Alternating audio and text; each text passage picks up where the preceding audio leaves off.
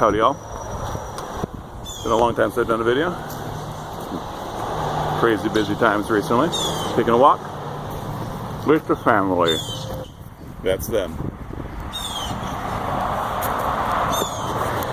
Alright, I'm gonna press pause because we're about to cross the road now. Ooh, dead possum. Oh, cool. Everything's dying. No, they're just working down on their house. Awesome. Goodbye, possum. There's a dead eagle over by the Browns' house. Yeah, there was a dead hawk by the Browns' house. Awesome. Yeah, we got. I saw his talon. It was totally awesome. So, dead possum, because they're talking about the dead hawk they found by the neighbor's house.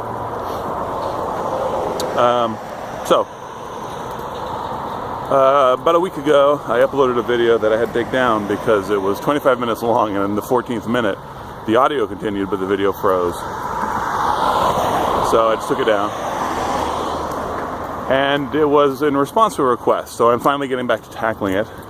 I'm going to, instead of, I divided the video into two major categories. I'm actually just going to very briefly introduce the topic in this video, and then do another video talking about the meat of the topic.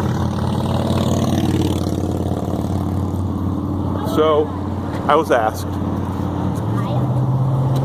about how I deal with the emerging Christian faith of my children. And specifically, the viewer asked me about how you handle when your child wants to profess faith and be baptized. And that right away just gave away that this gentleman was coming from a Baptistic perspective. And actually I have a slightly different theology, and of course it feeds into how I deal with the whole subject of Christian faith and children. So what I'm going to do in this video is very briefly explain broad strokes, and people can pick it apart if they want, but in broad strokes the differences between covenantal and Baptistic theology, and we'll go from there.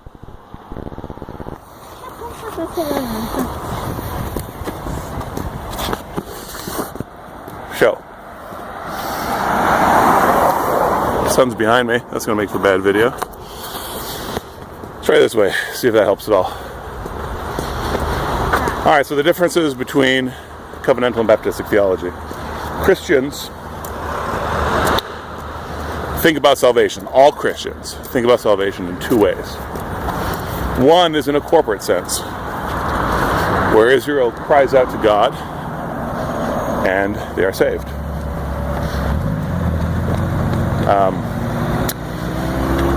So whether we're talking about the sons of Adam, the coming of the second Adam, whether we're talking about Israel, whether we're talking about the church, the new Israel,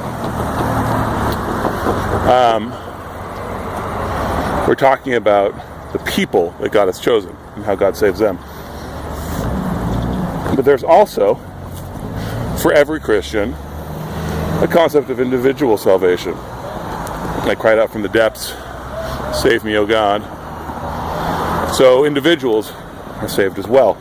And this is where the question of the eternal fate of the soul of the human comes in. And Christians all believe that Christ came to save both his people and people. Now, having said that's something that's shared by all Christians, different traditions have either balanced those or emphasized one over the other, or viewed salvation through one of those as a lens. So those with a Baptistic theology, I usually just say Baptists, but in a lot of parts of the world, a Baptist is a Christian cultural statement, right? Christians who are like this and that. So Baptistic.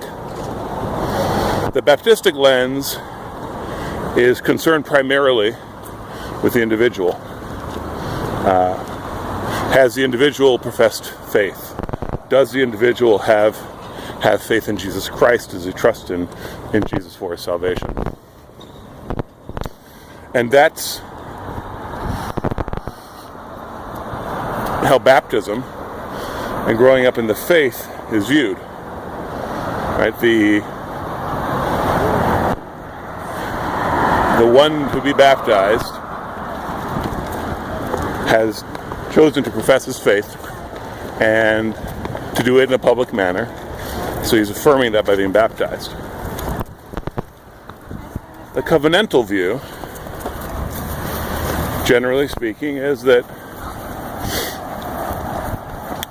Christ saves through his people.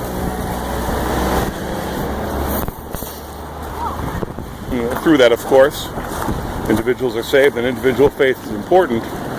But the way that works out sacramentally with baptism is that people are baptized, Christians are baptized into God's people. And God chooses them to be a part of God's people. So instead of being something that the believer is affirming about God, it's something that God is affirming about the believer. Which is why, people who are Baptistic have a very hard time with the idea of baptizing babies, because babies aren't able to affirm anything. But that affirmation is not really on the radar screen for people who are covenantal. For them, it's about what God does. So, obviously, which of those two theologies you hold, hold on, my son, will affect not only how you think about baptism, but also how you think about how your children interact with the people of God and with Jesus Christ himself. So I will stop there. Sonny Boy here has a question, and we'll do a follow-up video soon. Peace. What's up, boy?